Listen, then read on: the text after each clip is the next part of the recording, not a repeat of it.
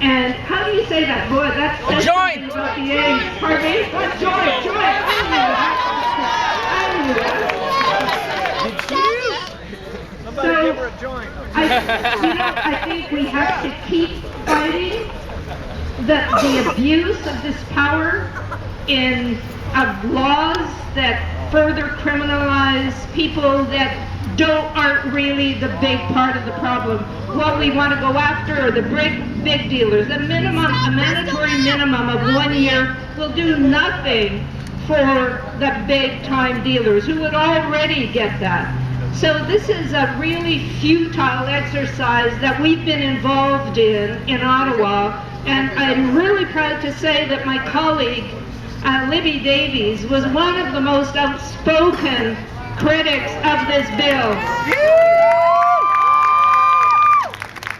And what I want to finish by saying is that we're going to continue to fight it, and there are more bad laws that are coming forward, and we're going to oppose those as well. Yes. So I hope that you're going to stay on board and stay informed and stay involved, because it has never been so important to be involved.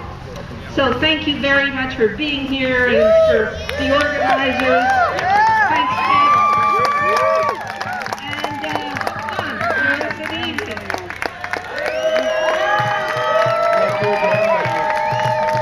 Again, Denise Savoy, our Member of Parliament for Victoria with the NDP.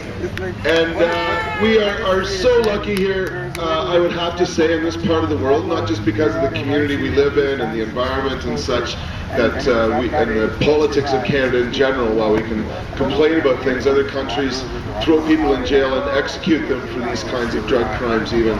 And so while it may seem at times things could be worse, certainly the Conservative government is making it worse than better. And so we're really, again, honored and privileged to have Denise to come and to speak out as she has on this law and issue really since being a member of Victoria City Council. And on the other hand, we are also incredibly lucky to have very close by and very willing to come here and speak out Dr. Keith Martin, who has done this not only as almost a rebel within the Liberal Party, but back in history as a member of the Reform and Conservative Party as well.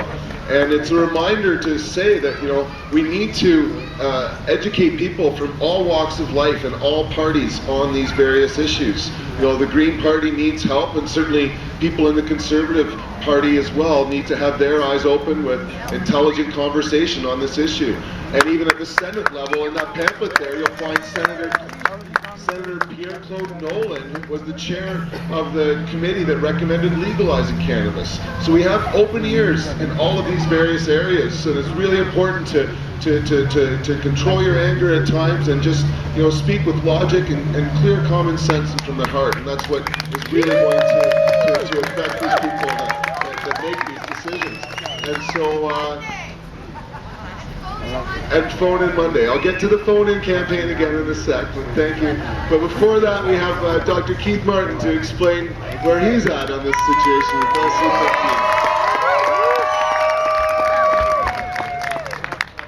Thanks very much, Ted. Hello, everybody. Thanks for being here today. We're on a battle, aren't we? To change our drug laws. Let me tell you how I got into this. I'm a physician by trade, and I spent about 14 years working in alcohol and drug rehabilitation units. And I saw the harm that drugs do, and I also saw the harm that our current drug laws are doing right now. Let me ask you a question. Is it right that we criminalize the 1.5 million people who use recreational pot in Canada today? No! Hell no! In fact, as he said, there are members in the Senate right now who did a very important study back in 2002. Yes! They looked at drugs and they asked the question, what should we change or not change in our drug laws? You know what they said? They came up with the conclusion that marijuana should at least be decriminalized. Yes! Because what they found, and in fact the Canadian Medical Association and the Council of Churches have all said that the current drug laws with respect to marijuana cause more harm than the good that they do. That's important, right? So what I did in response to that several years ago is I had introduced a bill that I have on the books right now to decriminalize the simple possession of marijuana and also the decriminalization of two plants.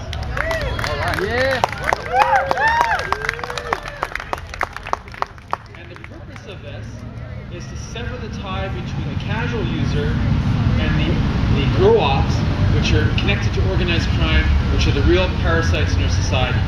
Because it's the organized crime gangs, those villains, is the cancer in our society that is making money off other people. They're doing the big damage. If this bill, thank you. If this bill passes, then what we will do is we will be going after the organized crime gangs and cutting their financial underpinnings, just damaging them. And Paul Krugman, the famous Nobel-winning economist, said that's the way to go after organized crime. It also doesn't make any sense, right? Somebody gets caught, as Denise mentioned, with a joint in their back pocket. And what'll happen to them? They could be one of 15,000 Canadians who will go to court and be prosecuted every single year in our country. And is that right? No! That does more harm. You know, if you get caught, you get a criminal record, right? If you have a criminal, you can't travel.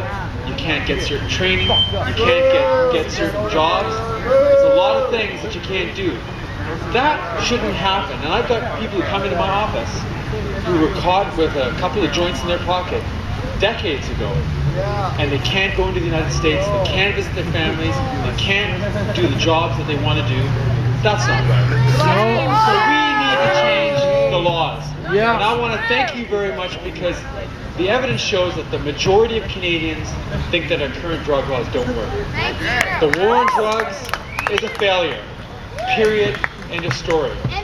Sensible drug laws that go after the organized crime gangs, that treat substance use as a medical problem, not a judicial problem, is in my view the way to go.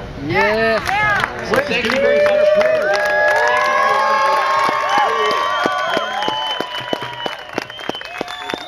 Thank you very much, Keith. And before I tell you some specifics about our phone-in campaign, I want to give you some ideas that you can use, both with these senators and other people when discussing why mandatory minimums is so unsuccessful, that the United States is trying to back out of these policies. Mandatory minimums give no judiciary discretion. So,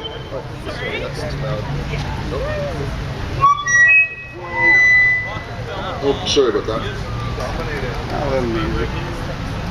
Anyway, the judges have no discretion, so that is to say that when a person is convicted, it doesn't matter if it's a first offender who just got caught doing something stupid or a long-time criminal, they get the same sentences. So there's no incentive at all to plea bargains. So essentially, anyone caught is no longer going to put in a guilty plea in order to get straight to sentencing to see how severely they get punished. That's taken away from the judges entirely. And all the trials that have been avoided by that will no longer be avoided, and there'll be many more appeals as well, because this will be something that people will fight tooth and nail. And the expenses occurred on our judicial system will be increasing incrementally or quite a bit because of this. And putting people in jail is again just an obvious cost that is only going to make prosecuting real criminals worse. And they're not going to stop people from using drugs with these offenses. Certainly, if anything, they're giving more money to organized criminals. And so, because of all of these things and more, again, we need to try to do anything we can to even just bring attention to Bill C-15. And it's come in so far, or so fast, that very few people, even in our movement, have been able to bring attention to it. As far as I know, this is the only public rally even mentioning Bill C-15 in Canada to date, because or except for some on Canada Day, but it's really just been rushed through. And so what we're trying to do is on Monday organize a kind of last-ditch effort to block the emails and phones of these senators. We passed around a little slip of paper today with some senators' phone numbers. At the bottom of that, though, is there's a 1-800, it's O Canada, no H, just O Canada. A 1-800 number that you can call, and that's a directory that you can use to get for free to any senator in there. So you can get online and get a list of all the senators and call their offices one at a time if you want, and get your friends too. It won't cost you anything but